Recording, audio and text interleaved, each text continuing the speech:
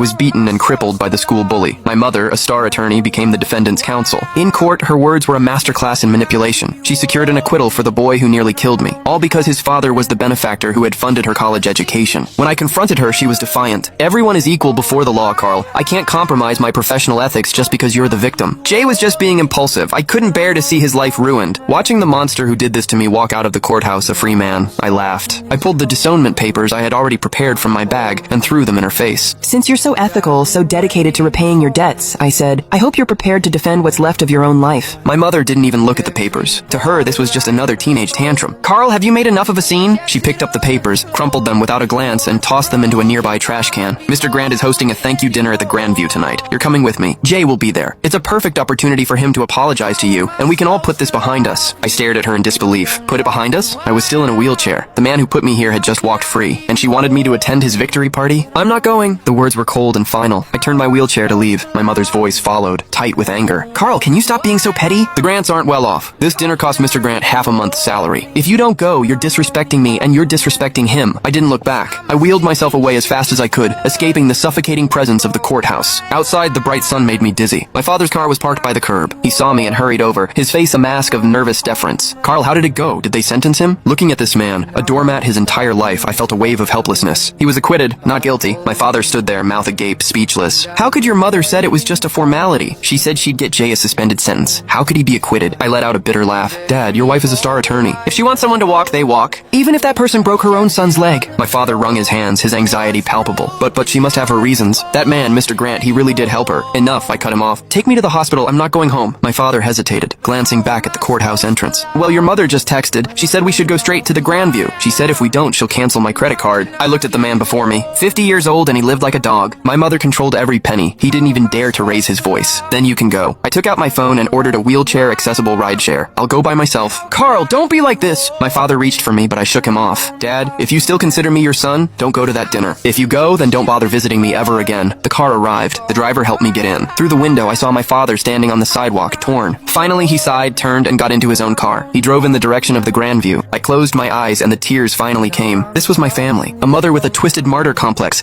and a weak, spineless father. And I was the disposable sacrifice. At the hospital, as soon as I got settled, my phone started buzzing. Jay had posted a 9-photo collage on social media. In the pictures, he was holding a glass of champagne, his face flushed with victory. My mother sat at the head of the table, smiling with serene elegance. The caption read, "Thanks, Aunt Susan. Justice may be delayed, but it is never denied. Cheers." Justice? To hell with his justice. I opened the comments. They were filled with fawning praise from Jay's cronies. Jay is the man. Susan is a legal legend. Where's the cripple? Didn't he show up to toast you? Jay's reply. Probably crying at home, ha ha ha.